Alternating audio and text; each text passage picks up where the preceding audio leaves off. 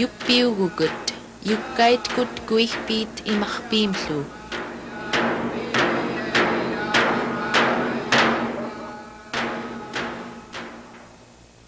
We are the Yuppiid, the Inuit of the great river deltas and the sea. Akkat Dammani, in the old days we lived by the seasons of the game and the fish and the gathering. We gave festivals when the seasons came and went. We made stories and songs and dances about our lives, and for the dances we made masks. The Yuppiid, the Yupik Eskimo people of southwestern Alaska, occupy the vast stretch of delta land poured into the Bering Sea by the Yukon and the Kuskokwim rivers. They are the heirs of a rich and varied culture, and their heirlooms, especially their masks, have found their way into the great museums and collections of the world. The masks are called kinakuk, a thing to cover the face. They are carved of driftwood, painted with clays, and decorated with hoops and feathers. They represent men and animals, and creatures of the imagination, the unseen world, things known only in dreams or visions. Whatever a man might see in his mind's eye, whatever shape he could hold in his imagination, the adze and the curved knife could shape from driftwood. The masks might be funny or frightening or full of spirit, but they were always magic, the magic that comes of being able to exchange one face for another, to become, if only for the space of a dance, another person or another thing. Seen through the eyes of a mask, the world becomes a magical place. When the missionaries came, they looked at the masks without favor. It seemed to them that the masks were too much a part of the old world, the old beliefs. They saw the magic in masks not as a part of a people's spirit and imagination and art, but as superstition and idolatry. And so, little by little, as the people took up the new religion, they put the masks aside. In some places, even the dancing stopped. Everywhere, the people stopped dancing with masks. There's a traditional Yupik story, how the crane got his blue eyes. It tells how the crane, out picking berries one day, took his eyes out and set them aside to watch for danger. Someone stole the eyes, and the blind crane had to pick blueberries and use them for eyes instead. That's what happened to the masks. Someone stole their eyes. Masks were still made by masters who remembered the great mask dances, but they were no longer made with eyes to see with. They were made as wall decorations and works of art, art for tourists and collectors. They no longer needed to follow the shape of a man's face, to take the grip of a dancer's teeth. They no longer needed eyes to see with. Painted eyes would do. Sometimes when a thing has lost its original purpose, it lives on, as a model or a toy or a stylized representation. It comes to have new and different meanings. The old meanings are lost. Mask carving even evolved into a new art form, a kind of sculpture that strayed farther and farther from the original purpose. It was art, and it had its own validity and its own purpose, but it was no longer mask making. That's how things came to be. The masks lost their eyes, and fewer people remembered the magic in the Kazgiks when dancers could change their faces and sing the stories of another world. That's how it was until the fall of 1982, just before freeze-up in Bethel. Bethel is a small town on the Kuskokwim River, the trade and transportation hub of the Yupik world. People come to Bethel from more than 50 villages in the Yukon-Kuskokwim Delta. They come to buy and sell, to go to the hospital or the college, to pick up cash at seasonal jobs. Bethel attracts people from all over the region, some looking for the new world, some bearing parts of the old one. Among them are the dancers and carvers who make up a loose-knit group known as the Bethel Native Dancers. The Bethel Native Dancers have been together for years, and little by little they pull the strands of traditional culture together from all over the Delta. They are the keepers of the old dances and songs, and the creators of new ones. They pass these on to any young people who will listen. The older dancers remember masks, and they wanted to see them again. With the help of a grant from the Alaska State Council on the Arts, the Bethel Native Dancers embarked on a project to revive the use of masks in their dances.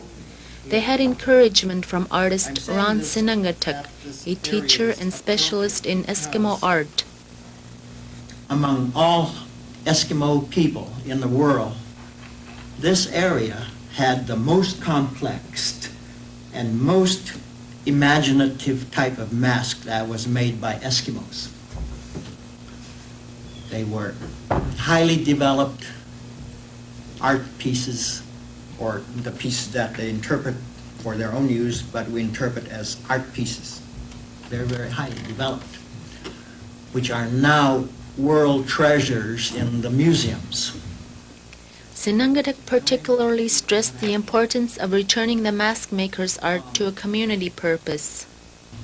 I'm really excited to see that the mask project will take off and go on just because you want to do it for yourselves.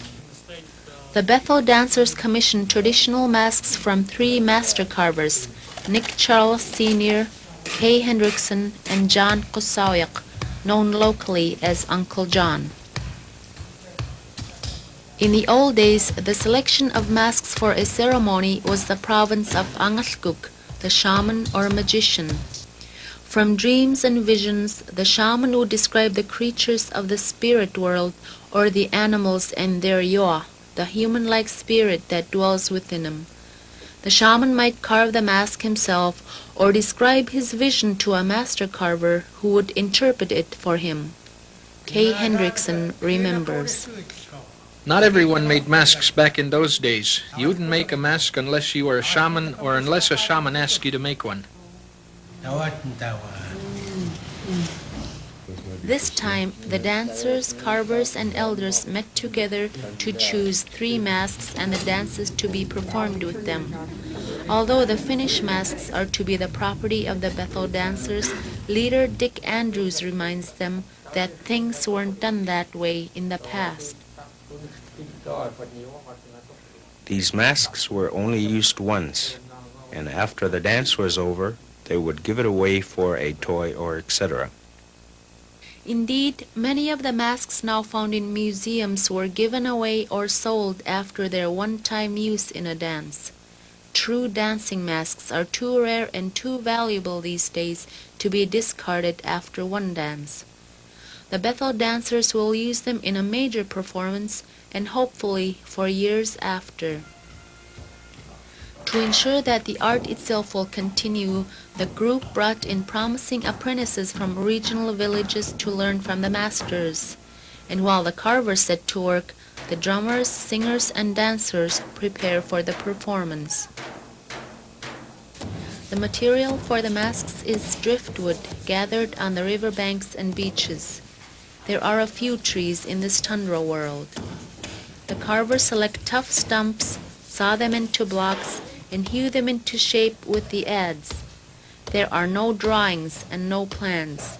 Each carver holds the image of his creation in his mind's eye.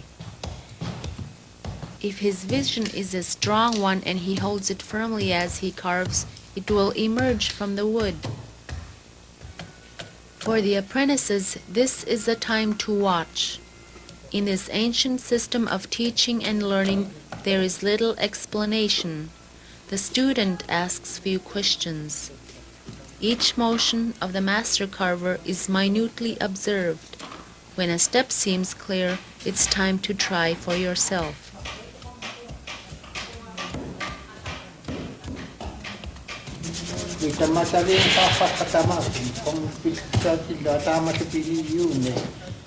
I began by making my own bows and arrows. My father didn't make them for me. Later, I realized that it takes hands-on experience to learn to use tools like these. There are no penalties for error. An apprentice learns by observation, by trial, and by making mistakes. A beginner would not be criticized for a mistake that might ruin an entire mask. The only failure is giving up. Patience is the first lesson of this art.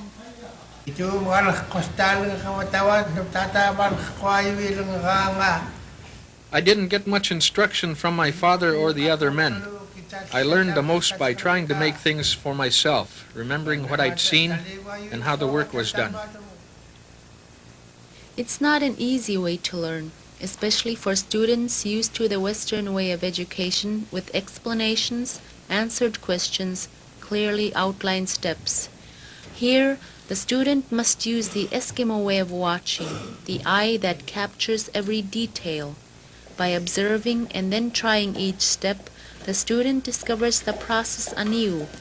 There is room for error, but there's also room for innovation. In trying each step for himself, the apprentice may find a better way. My father used to say, "You can't learn by doing nothing.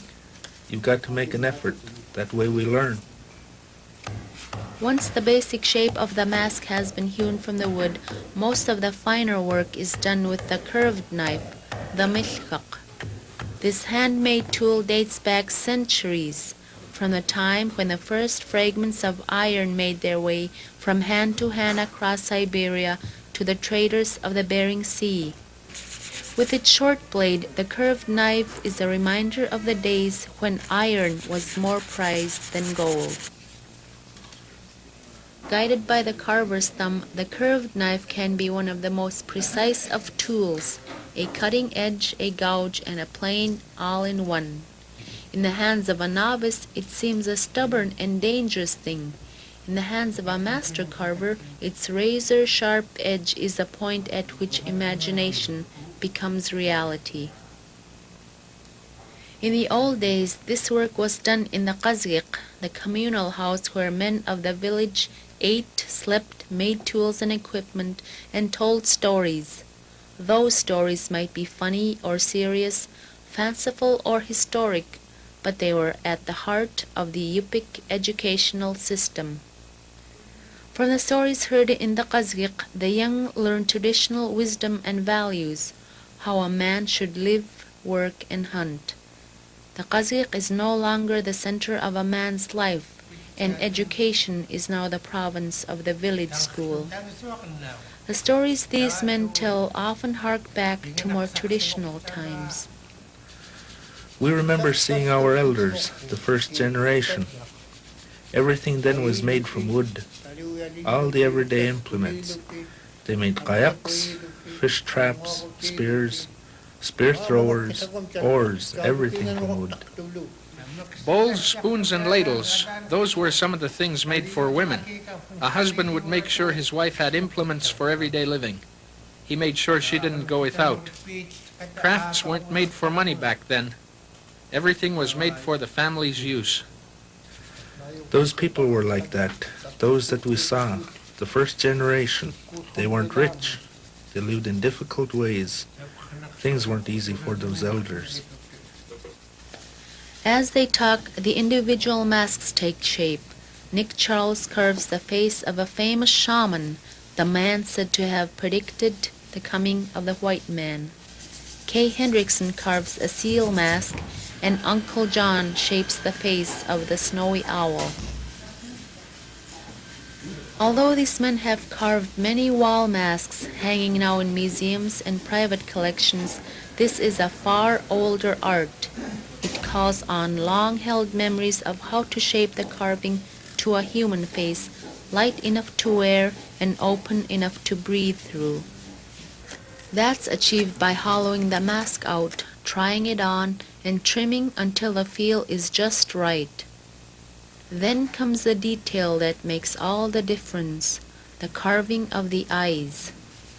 To cut holes for human eyes is to give the mask a life and purpose that no wall decoration can have. The face is that of a dream, the eyes are its spirit. Each mask is also equipped with mouthpieces, small pegs that the dancer can grip with his teeth. In the old days, this was said to be a trick of the shaman to make it appear that the mask stuck to his face by magic.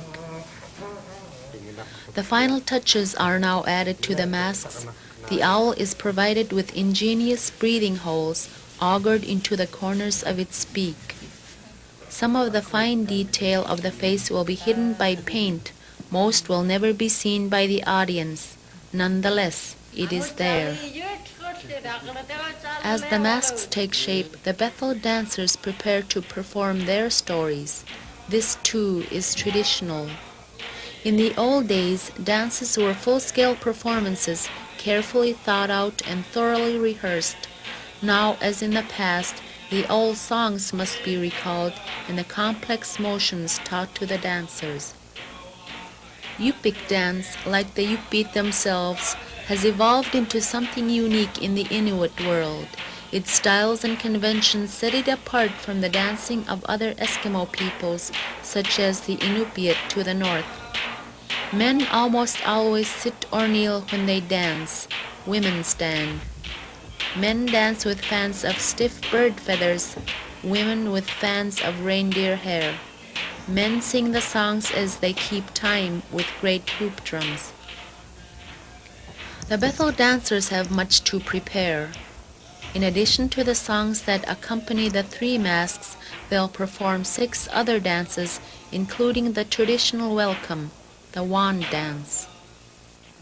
While the dancers practice, the carvers are putting the finishing touches on the masks. That includes a characteristic feature that's traditional in much of the Yupik world, a hoop of bent spruce to represent Tha, the universe. In the old days, a mask might be ringed with as many as 5 of these hoops, said to represent the upper worlds of the air.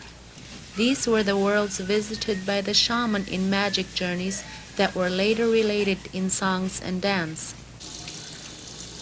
The hoop is made from a long strip of spruce, shaved smooth and even by the curved knife. In the old days, it would be steamed, but hot water works just as well. The carver bites the wood to soften it as it bends to a perfect circle. The ends of the hoop are fitted and tied to hold the shape as it dries. The hoop projects from the mask on spokes fitted at the corners, so it will seem to float and halo the face. Next come the attachments that will surround the hoop. They may be parts of the creature portrayed by the mask, like the feet and wings of Uncle John's owl. Or they may be elements in the story told by the masks, like the kayak, paddle, and ice hook that surround Kay Hendrickson's seal. Nick Charles carves a different sort of attachment, the magical ship seen in the vision of the shaman Isi Sayuk. Eskimo dance masks are made for dramatic effect as well as symbolic value. In the old days, many were decorated with manes of reindeer hair or feathers, tufts of tundra cotton, and dangling pendants of wood. The pieces were designed to move as the dancer moved, adding to the spectacle and the excitement in the dimly lighted kazgik. The carvers attach their pieces with springy bird quills so that they quiver as the dancers move. Next, the carvers paint their masks with traditional pigments, clay and mineral colors obtained from nearby Nelson Island. The white is a mixture of clay and water soaked into the wood and fire-dried in the flame of a gas stove. The red and brown are made from ochre and oxide of iron. In the old days, these colors were valuable trade items in other parts of the region, and artists kept their paints in intricately carved wooden boxes. The black is India ink, replacing the ash or graphite used in the past. When the masks are thoroughly dry, it's time to lash on the symbolic hoop and attach the appendages. Small holes are augured into the hoop to receive the bird quill attachments, which are then glued into place.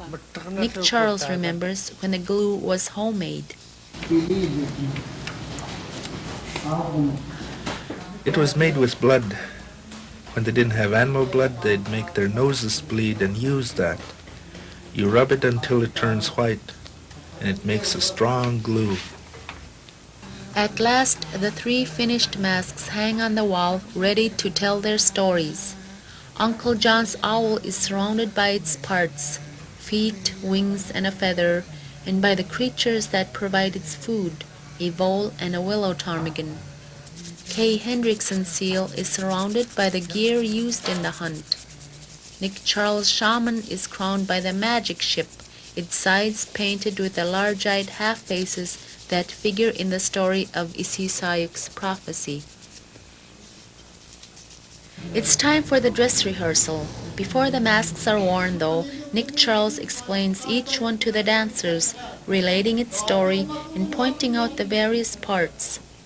The masks will be worn by Joe Chief Jr., a young dancer who began learning the art as a child.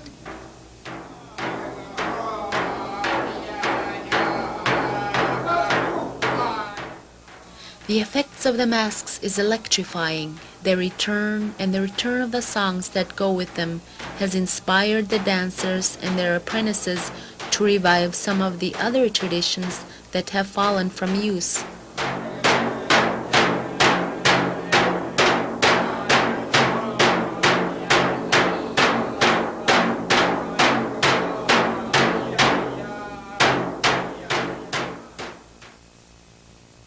By the night of the performance, the local high school gymnasium has been transformed into the memory of a great qaziq.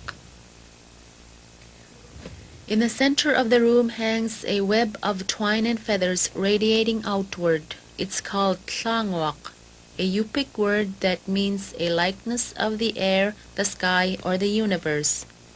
In its center floats a fur-clad effigy of Tlangwamyo, the person or child of Tla. Tlangwamyo and the web of the universe are designed to move with the beat of the drum, to come alive with the music. The first dance is a descriptive one. A bear makes his way along the seashore on the incoming tide, angry as he wets his feet in the surf. He paws the sand in his frustration. The next dance is the traditional welcome, the wand dance. It's often performed by men wearing women's headdresses and beads, keeping time with dance sticks adorned with feathers and tufts of down. Before the song of Isisayuk is performed, Nick Charles tells his story.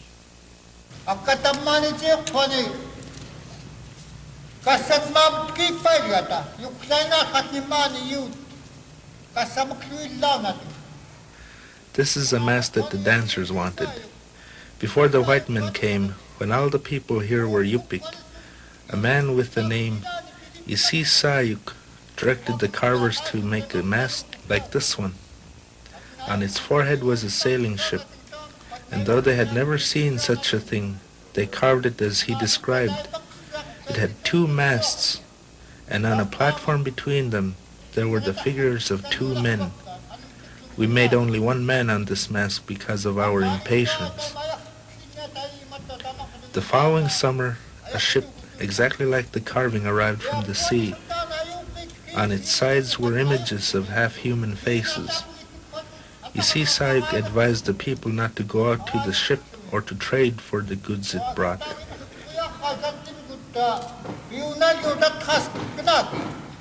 He forbade his family to buy the goods because he said they would be useless.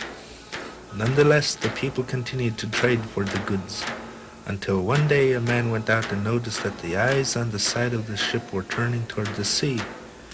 The ship sailed away, and all the trade goods that the people acquired soon disappeared. Isisayuk's own daughter cried for a necklace that she had seen on the ship.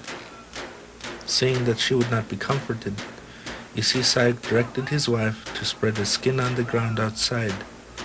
When she did so, it began to hail. The hail that fell on the ground melted, but that which fell on the skin did not. They brought the hail into the qazgiq and made a necklace for the daughter. The ornament didn't last for long, but the following summer a real ship came to the mouth of the Kuskokwim, just as Isisai prophesied. That was considered to be the first time white people came to this place.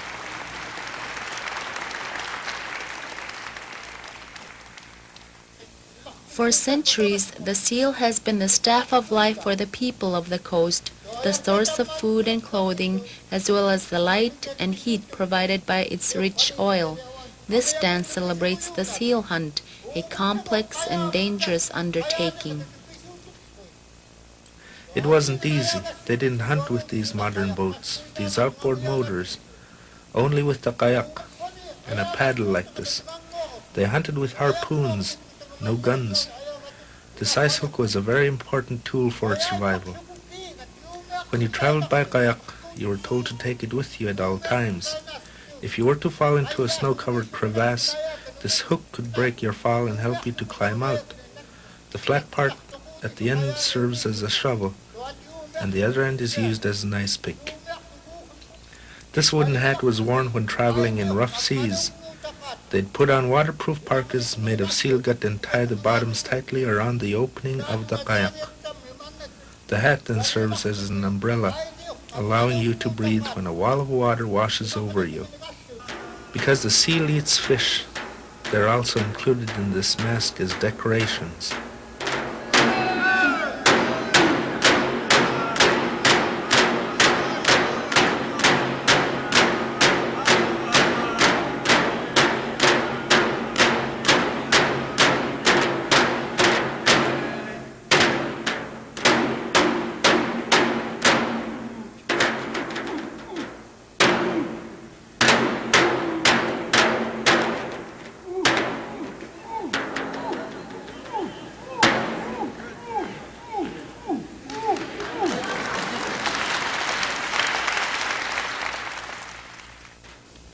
The owl dance tells the story of a mother owl and her fretful children.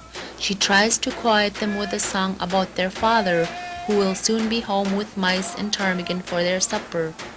Failing to calm them with a song, she rocks them. When that doesn't work, she resorts to a spanking.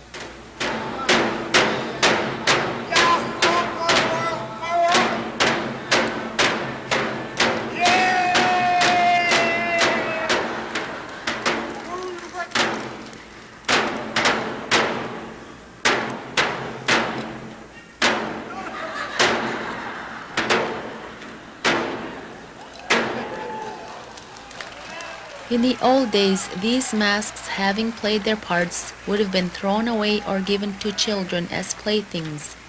Their magic would have departed along with the songs, the stories, the feelings of wonder in the qazgiq. But this is a magic that grows.